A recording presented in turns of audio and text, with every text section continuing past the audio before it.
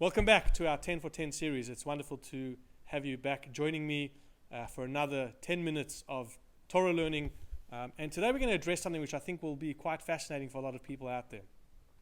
I've been 5 years on this birthright program, Taglit, that's taken trips from Melbourne to all different places in Australia, to Israel with 40 young adults. It's been wonderful. It was a wonderful experience. 5 years in a row I did it. And one of the things we used to do on Shabbat afternoon, one of my colleagues used to run this program called The Jewish Myths, and he would address certain myths which had been perpetuated over many years and dispel the notions of the truth or accuracy of these myths. And it was always a very fascinating session. Of course, it led into people asking a lot of questions, and it was a wonderful discussion. So I thought today we would address some more well-known myths, and I think a lot of these myths are still perpetuated today. In fact, the one that I'm going to begin with, I've received this question over the last 5 years. I've received this question numerous times when we've done certain, shiurim, or just, discussing different things with people at different times. And we'll look at some of these common myths, and as I said, give some context behind it, and perhaps even suggest certain reasons as to why these myths perhaps arose in the first place. So the first one is that if you do have a tattoo, you cannot be buried in a Jewish cemetery. And as I said, if I could tell you if I could count on my fingers how many times I've been asked that, I wouldn't have enough fingers. But the truth is, there is no claim. I've looked at different sources in Jewish law, and whilst the Torah does prohibit getting a tattoo, if you look in the book of Vayikra, it has no bearing on burial. And if a Jewish person has a tattoo, they will certainly be allowed to be buried in a Jewish cemetery. I'm not exactly sure how this myth arose in the first place. It could be that there are different laws in terms of where you should be buried. If you're righteous, if you're wicked, maybe someone sort of took some of that and developed it even further. And if somebody thought maybe you cannot get buried in a Jewish cemetery if you've done a sin, like getting a tattoo, then I think there would be very few people buried in Jewish cemeteries because all of us do things wrong through our lifetime. So it cannot be because of that. And who knows? Of course, we just commemorated Yom HaShoah. Can you imagine saying that somebody with this tattoo couldn't be buried in a Jewish cemetery, with all the Kedoshim, all the holy, survivors, and of course all the victims who sadly don't have a burial place where we can go back and visit their grave sites. But the myth of, if you have a tattoo, you can't get buried in a Jewish cemetery is not true. Now, there may have been burial societies or certain, cemeteries that may have had their own particular policies at certain times. That I cannot say whether that in fact did happen or not, but it's certainly allowed. And if obviously, as I said, getting a tattoo in Judaism is not allowed, and that's, I guess, for a different discussion for a different day. But if you do have one, don't be frightened that when the time comes for your burial, that the burial society here in Melbourne or anywhere else in the world will prevent you from getting buried in a Jewish cemetery. Another one which I think there's a lot of people, I've seen a lot of discussion on Facebook and other places. In fact, I saw a rabbi in Rebbitzin were interviewed about this latest Netflix show called Unorthodox. And this is the second myth that I'd like to address today. The myth is that all Orthodox Jewish women have to have their heads shaved bald when they get married. So I think in this particular TV series, it showed, when the young woman was getting married, that she had to shave her head. And the question is this in fact true? Do all Orthodox women have to shave their head? Now, in fact, there are some Hasidic communities, I think it's a minority, although there are certainly Hasidic community groups who the women of their community do shave their hair on their heads when they get married. But it's not a religious commandment, it's not obligated, and it's a custom that some have adopted. There's no requirement to shave your head. Now, of course, covering the head of a Jewish woman when she is married is a requirement, and people have varying different customs about that. Some use a sheitel, a hair wig, some use a tichel, the scarf covering, but covering the head is certainly required, but shaving the head is not. One possible reason why some of the Hasidic groups do that, and I think a lot of people misunderstand and think it's so that they should look unattractive, and in fact that is, couldn't be further from the truth. Husband and wife should be attractive in each other's eyes, and that's very important.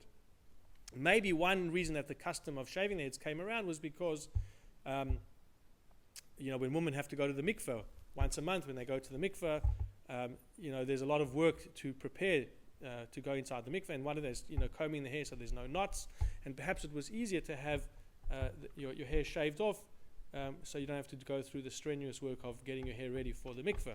Or perhaps for those who do wear a shaitel or even a scarf, maybe having shorter hair would be a lot more comfortable. But that all Orthodox women have their head shaved is, as I said, another myth that has been dispelled. The next one that I think is also quite well spread in terms of people thinking this, and that is, and we'll use probably the most famous of all the food items, and that is pork, the chazar, the pig. A lot of people believe that the reason why Jews don't eat pork or pig is because it is unhealthy. It has terrible health benefits. Now, the truth of the matter is all dietary laws in Judaism are there not because of health laws. And a lot of people do say, kosher is is specific because of health and health reasons. And the truth is, if you looked at some of the food that we eat as Jews, you would certainly realize that is definitely a big myth. Cholent and kugel and hamantaschen and latkes and all sorts of things, they are certainly not healthy. So it's not because of health reasons that we eat kosher. The reason why we have kosher is because it is what we call a chok. It is a law beyond our comprehension. Why are we only allowed to eat animals which have split hooves and chew their cud? It was in God's wisdom. We don't understand why. Now you might find side benefits to these things. You might find other reasons. But the ultimate reasons why we don't eat these foods, like seafood and so on, is because the Torah told us not to. God said we should not eat these things. Now possibly one of the reasons why the concept of pork became known as for health reasons is because I think some of the if you go back in time, there were times when, of course, health requirements and the way that they prepared food and certain bacteria and certain different diseases were spreading, and perhaps I think there was some disease that was spread through the pork industry, and of course Jews didn't have it, and people thought, well, they didn't eat that because of health reasons. So that is certainly not true. We don't eat it, as I mentioned, because of the fact that it's the Torah tells us not to have that at all. Another, I don't know if it's necessarily a myth or a misconception. It's sort of blurred lines. It's a confusion in terms of what do Jews actually believe. And what I'm referring to in the next one is hell. Do Jews believe in heaven and hell? We know that some of the other faith groups certainly depict, you've either got this option that you're going to go to heaven or you're going to be banished to a life of hell. Do we as Jews believe in hell? And the truth is, it's obviously a bit of a longer answer, but just to give you a very short snippet of some type of answer, and that is that Jews, we don't believe in hell in the way that it's depicted often in movies or perhaps through some of the other faith understanding. We believe in something called a cleansing process, called Gehinnom. And what that means in short is that all of us, as we live our lives, we come in a sense with pure souls. We come down to this world, we come as babies, of course, and as we get older and we start doing more things, there'll be times just like, if you go take your car to the outback, you'll start to, get a bit of schmutz, a bit of dirt onto the car. Our souls, in a sense, also pick up certain dirt. And that might be through sin or the way we behave and so on. When we pass away, our souls now have a cleansing process. Now that cleansing process could take up to 12 months. Now how that time works, whether it's 12 months as we know it, it's obviously the way that we understand it in this physical world. And that's one of the reasons why we say Kaddish. One of the reasons we say Kaddish for 11 months and not 12 months. Somebody who's lost a loved one, a parent says Kaddish for 11 months, not 12 months, is because we say only the extremely wicked have to have the full 12-month cleansing process in this place called Gehenna, and therefore we don't want to say that our relatives are the ones who are wicked. And so therefore we do believe not in a hell in terms of you can be banished forever into hell, but we do have this cleansing process which at another time we'll go through some of the things that it speaks about there for a different day. Still fascinating stuff from Kabbalistic spiritual insight. And the final one for today is a bit of a risque one, but it's important to be addressed.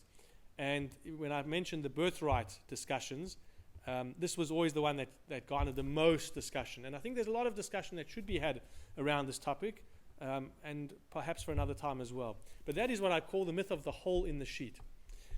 Certain people believe that religious Jews, when husband and wife are intimate with one another, they cannot touch each other's bodies physically. there's a sheet in between them, and of course a hole for being able to procreate. I have to express that is definitely a myth, and in fact, husband and wife shouldn't be intimate together if there's any clothing on them. They should be naked.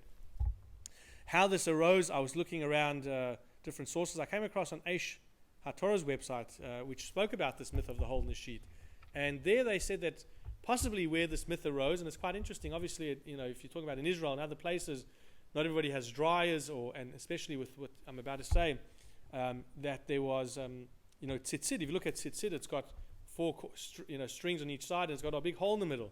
So there were some people perhaps who thought, who didn't understand what this tzitzit, this garment was, thought, they're hanging their laundry out, and this must be this particular type of sheet that they use to be intimate with one another, and maybe the strings are to tie on each side of the bedpost so it doesn't move.